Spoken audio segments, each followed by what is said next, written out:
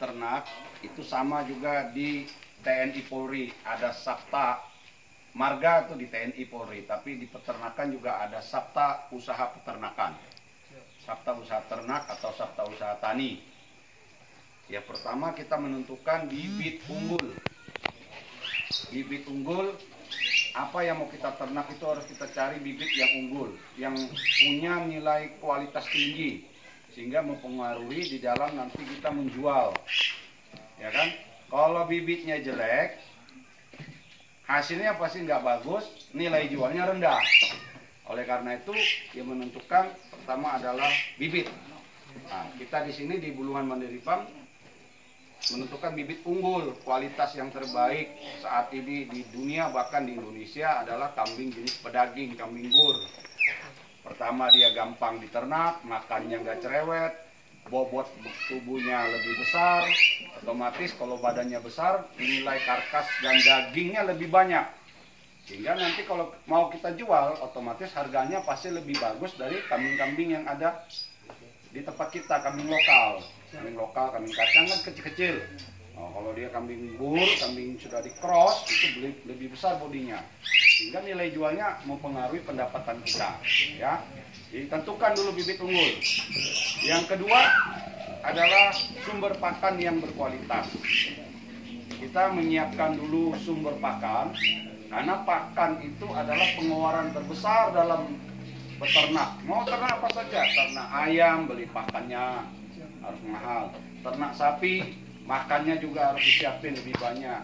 Nah, kita pilih domba atau kambing, makannya cuma 5 kilo satu hari, ya kan? Nah, kita tanam, jangan kita berpikir oh gampang berternak itu ngarit aja, nyari rumput, nyari. Nah, kamu nyari berarti buang waktu, nyari berarti perlu biaya BBM kendaraan. Ya, kamu bayangkan kalau satu hari kamu keluarin uang 10.000 untuk nyari rumput, sudah rumput liar itu kualitas proteinnya rendah, buang biaya, buang waktu. Nah, oleh karena itu kita tanam di sekitar kandang sumber pakan yang berkualitas. Tanamlah rumput-rumput gajah, rumput pacong, itu kualitasnya kayak seperti di depan ini, itu kualitasnya 16,45% proteinnya. Tanam indigo vera, tanam kaliandra, tanam pisang. Kenapa? Pisang sebentar kita makan. 6 bulan yang lalu kami tanam. Sekarang kita makan pisang goreng ini dari hasil kebun kita. Pisangnya bisa kita konsumsi, bisa kita jual. Batangnya nggak usah dikasih ternak, daun-daun pelepahnya itu bisa untuk sumber pakan ternak. Nah, tanam indigo vera yang proteinnya tinggi 30-an%, kaliandra, indigo rumput pacong. Rumput pacong kalau ditanam 1 meter persegi itu bisa dapat 25-30 kilo rumput segar. Jadi siapkan bank pakan, kita nggak perlu nyari-nyari, tapi ngambil di sekitar kandang. Hanya perlu waktu setengah sampai 1 jam, selesai. Nah, yang ketiga, setelah sumber pakan beres, baru kita siapin kandang. Buat kandang yang standar kesehatan ternak. Kandangnya panggung, kalau panggung itu minimal 1 meter dari tanah, supaya amoniak, kencing, kotorannya itu, uapnya, hawanya itu nggak naik terlalu mempengaruhi kesehatan ternak.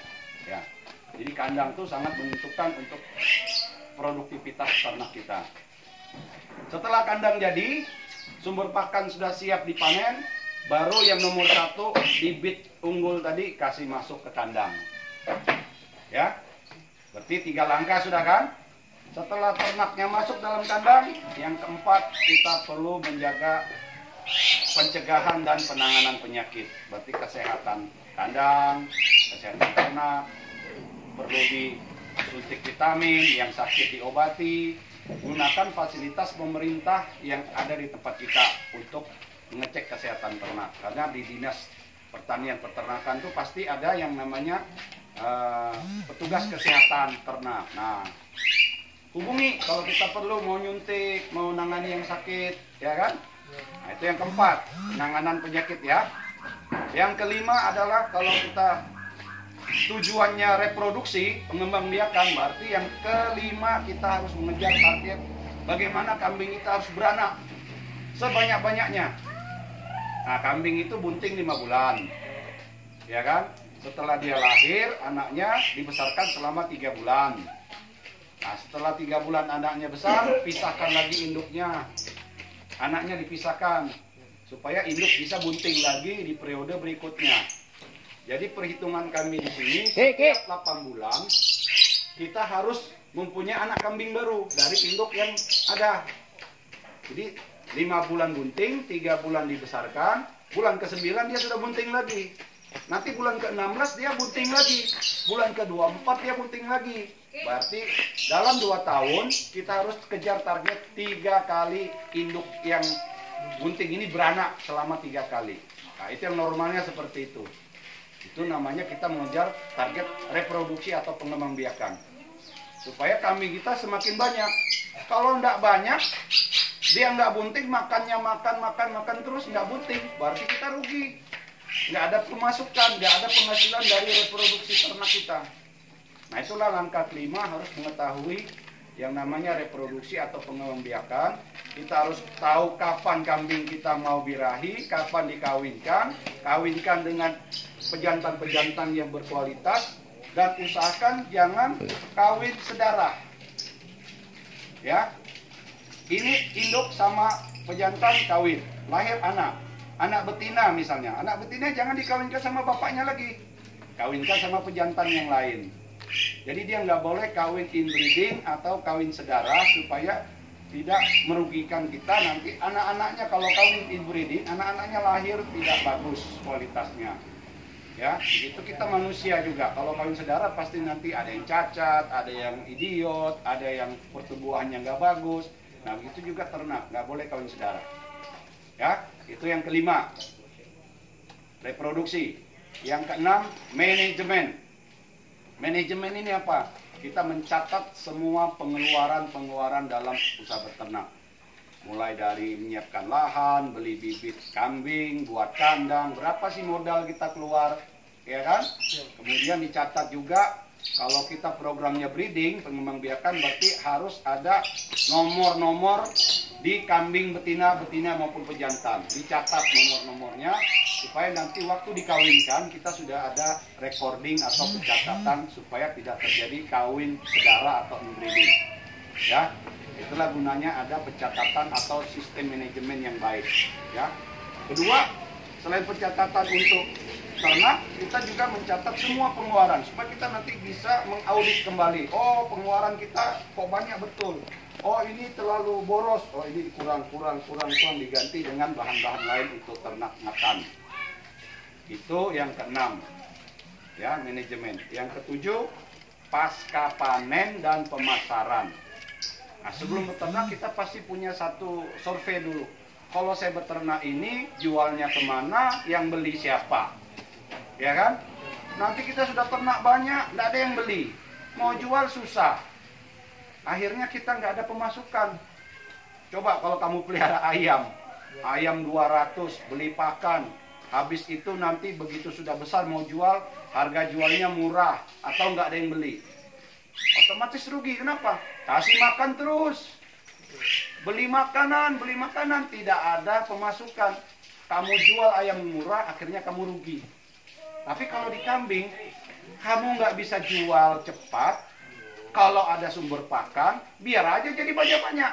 Nanti suatu saat hari raya kurban, akikah, orang mau untuk warung-warung sate, nanti pembeli-pembeli yang suka, yang penjual kambing, promosi, orang datang untuk membeli. Kambing tidak ada standar dari pemerintah berapa harga, itu kesepakatan antara penjual dan pembeli. Jadi sangat terbuka sekali pasarnya. Nah, kalau kita di Kalimantan Utara ini pemasarannya bisa nanti ke Kaltim, bisa nanti untuk perusahaan-perusahaan skala nasional kalau sudah dibangun di Tanah Kuning, KIPI, kawasan industri itu, nanti akan menyerap banyak tenaga kerja. Pasti nanti kalau banyak manusia, banyak tenaga kerja, pasti butuh daging. Nah, kita siapkan dari sekarang. Apalagi IKN, ibu negara, kota negara kita yang baru nanti di Kaltim. Oh, kalau itu banyak, nanti kita bisa supply dari sini bawa ke sana. Nah, jadi itu 7 langkah. Yang pertama, bibit. Yang kedua, sumber pakan berkualitas. Yang ketiga, kandang. Keempat, penanganan dan pencegahan penyakit. Kelima adalah reproduksi. Setelah kambing sehat, reproduksi yang kita kejar. Yang keenam, manajemen. Yang ketujuh, pasca panen dan pemasaran. Itulah namanya Sabta Usaha Ternak. Sekian. Salam peternakan, maju, mandiri, modern.